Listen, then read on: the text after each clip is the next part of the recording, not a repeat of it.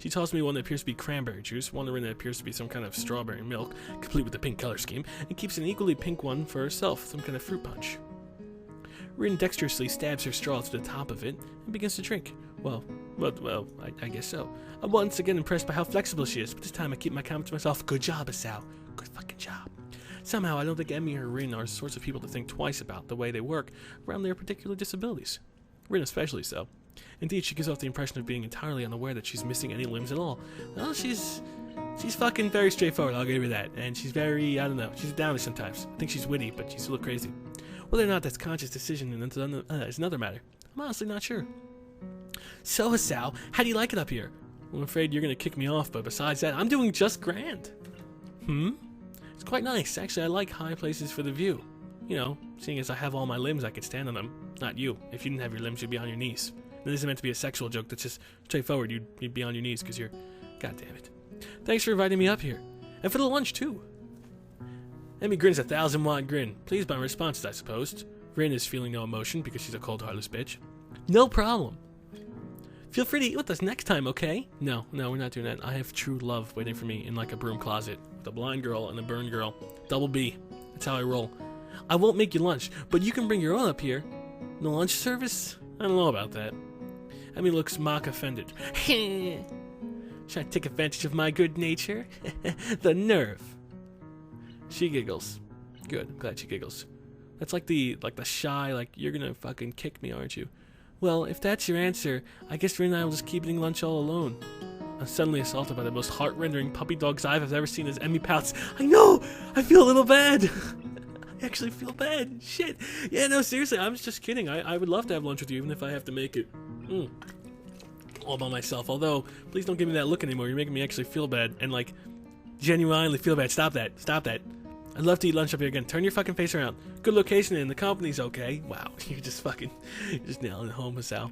There we go. Emmy frowns a bit at my declaration of okay, but seems happy enough that I've accepted her invitation. We didn't accept shit. I didn't agree to this. Guess this makes us friends. Or at least acquaintances. Not only be Rin's friend, she's fucking downer. Lunch bell rings, signaling a return downstairs. I can't believe we can hear that from outside. Rin, you didn't finish your lunch again. I wasn't that hungry, unlike you, you obtuse whale. If you don't eat more, you're just going to fade away. No, she's not going to fade away, trust me. Her fucking bitterness will never fade away. Rin shrugs as if it's an acceptable risk. My arm's already faded away. Come on, we better get going, ladies. Or half ladies, or one full lady together. The three of us head down the stairs together. Thanks. The afternoon class passes. Once again, I find myself without a plan for something to do after school. So I head to the library to return a couple of books I finished reading. Good job, Hisao. You're a studious student. Walking inside, I see that there are as many students here as there were on Tuesday. All the more evident about the total silence enveloping the envelope. God damn it, this woman! As I drop the books I borrowed into the return slots in the counter, Yuko suddenly pops up from behind it. Quite startled from the banging they make as they hit the trolley next to her. Sorry, Yuko, I didn't mean to startle you. I don't remember her voice. Shit. No, that's fine. It happens a lot. I'm used to it by now. People bang me everywhere. Can I help you? It's okay. I think where everything is, I'm good. You're just really creepy and battered. I suppose I'll grab another book or two while I'm here. That's not much else to do. And after reading so much during my stay at the hospital, it's kind of a hard habit to break. Video games. Or you could play Katawa Shoujo. It's a great game, and you can read all you want. The one thing about Hisao, it even stars a guy named Hisao. Fucking coincidence. I wandered down the fiction section towards the back of the library, scanning the bookshelves for anything that catches my eye. As I do, I look over to the corner where Hanako had been the last time I was here, not really expecting anything to come of it. What do you know, Hanako? Surprisingly, though, she's there, absorbed completely in a fairly thick book. Decided against intruding on her like last time and get back to finding reading material. No, go find her. Go talk to her. Tell her you love her. Shit. After an indiscernible amount of time spent pursuing the aisles, I finally decided on a couple books to get and slide them off the shelf. With a minimum of fuss, I quickly walk over to the counter, check out my books, and pop them into my bag as I walk out. Everything's going well. By the time I leave the main building, sunset isn't too far away. A small trickle of students remain, but the majority have left, presumably to their homes and dorms. So people don't have to go to the dorms? I guess I need to buy some supplies. I can't live off cafeteria food and eating out for my entire stay here. No, let's get some apples, some vegetables. Yeah, of course you can. Trust me. As I leave for the gate, I make a few loud stretches to try and stave off the tiredness that's accumulated over the week. Lily! Is she holding a peanut? No, she's not. After passing through and rounding the corner, though, I see a solitary figure walking downhill towards the small town below. The color of her hair and tapping of her cane are unmistakable. I quickly walk up to her, which seems to catch her attention without a word needing to be said. Hi, Lily. She takes a moment to place the voice, slightly adjusting her head to face a bit more towards the source of my voice as she does. Well, she's blind. She has to do that, Hisao. You don't have to tell me she has to do that. Hisao? Yeah, you're getting good at this. Yep, that's me, just a neighborly retarded kid. That's the only non-crazy guy here. She seems to have a good memory for voices. The fact that she actually remembered is a pleasant surprise. What, do you think you're not memorable, dude? You've been everywhere. You're memorable. Don't worry. Good evening. What brings you here?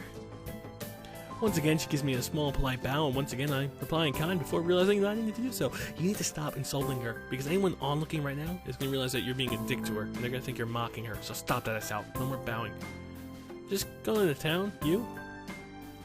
My, what a coincidence. Ah, you're going to town too? Oh yeah, maybe we can hit up like a local bar? You know, have some fun? No? Doing the same thing, eh? I usually go shopping on Fridays. I don't know how the fuck she makes it down the mountain. That's impressive. She pauses for a moment, suddenly looking a little lost. That said, Hanako usually comes to town with me. Not lost but worried. The two do seem to keep pretty close tabs on one another. It's kind of surprising that Hanako would forget Lily like that. I noticed her reading in the library. She probably just got caught up in the book. She does a small sigh of relief. Oh, look at that. They are friends. Thank you. She has a habit of doing that. Avid reader? Right. She doesn't like being around crowds of people, so reading away from everyone lets her relax a bit. Although she probably didn't attend it, I can't help but grimace as I recall my first meeting with her. She fucking threw a book at me. I hardly wanted to bring it up. I remained silent as we continued talking, as we continued to walk down the quiet road.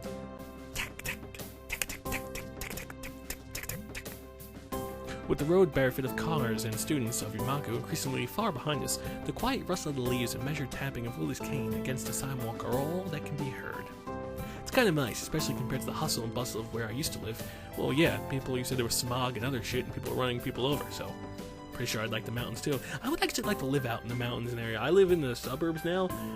Totally wouldn't mind moving to like middle United States and just like fucking living on a farm. Not really a farm, but like a couple acres of land. It's just big, open, just a breeze. No really cars. As long as there's internet. And then just fucking sitting outside on a laptop just in the middle of the fucking forest. Or not really forest, the plains. I think it'd be cool. That's my dream. One day, I'll achieve this dream. Where were we? Oh yeah, we're talking about Hisao's dream, not mine. Sorry. I'm sorry that I interjected my own dreams. Before I know it, I've relaxed so much that a loud yawn escapes me before I can control it.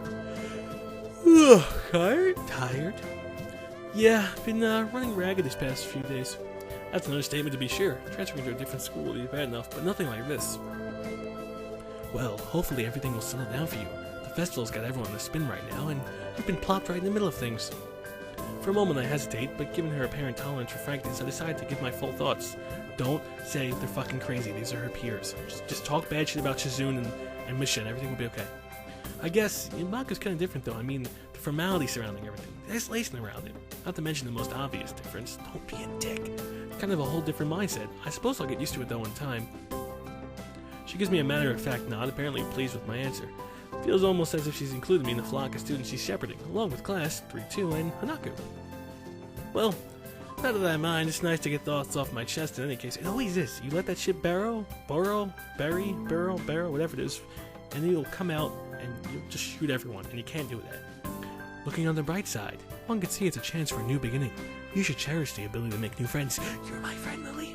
That's optimistic nonetheless. It's good to have a positive attitude about such things, I suppose. I guess that's a great take on it. You don't say, Hisao. Where the hell are we? Looks like we're in a shantytown.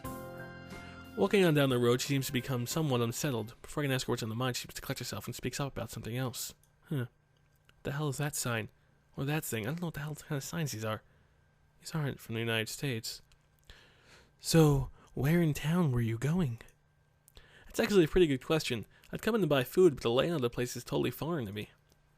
I had decided just to wander around and see what I could find. Hopefully not get shot and or stabbed or stolen or have a heart attack, but with the sunset already approaching and nightfall not too far away, it doesn't seem very wise.